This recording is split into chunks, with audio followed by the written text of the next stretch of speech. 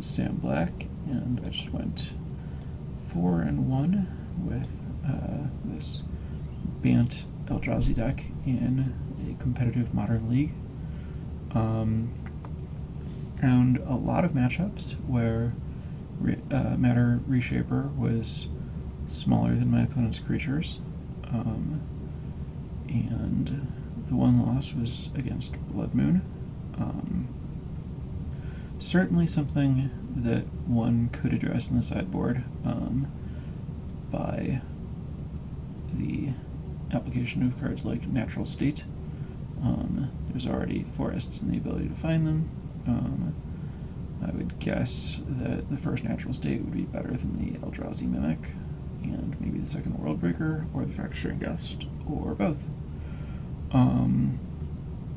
Obviously, that is somewhat biased by having only lost to Blood Moon, but in general, I think that adding answers to things that beat you to a deck that is not losing much is a good practice for improving that deck. And I do think Natural State is the right answer. I don't think that there are a lot, because we don't care about something like Leyline of Sanctity. I don't think that Nature's Claim is better, and I think that 1 mana is where you want to be. Makes it a good card against Affinity also. But aside from not having access to Blood Moon, or not having access to an answer to Blood Moon, obviously I wouldn't cast Blood Moon in this deck, things felt pretty good. Ancient Stirrings,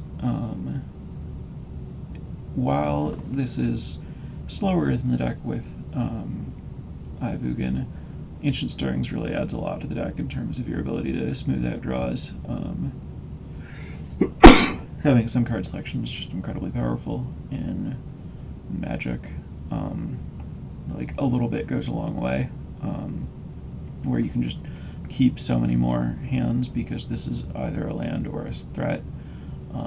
We saw a lot of hands that I kept that only had 1 land but had Ancient Stirrings, and so I knew that I'd be able to cast things. But then we also saw some land-heavy hands where, because all of my threats are colorless, I could be more or less completely sure that Ancient Stirrings would be able to become a threat as well. This is a card that I expected to be great in Eldrazi when Ivugan was legal, but it turned out that bothering to have access to green mana was just too high a cost when the lands were that good. But when you can't do that, it's a really welcome addition to what you have left, that just gives the deck a very different kind of strength than it had before. Certainly not going to claim it's a better deck now, but the fact that it's not strictly worse because you get to add this extra dimension is a really big deal. Makes the deck, I like the deck more now than I did then, because I feel so much less at the mercy of just drawing a good mix of lands and spells. I don't think it's so far that I would want Oath of Nissa also, but it's not beyond the pale to consider. Yeah, very powerful deck. Just think it needs some Natural State type cards in the sideboard.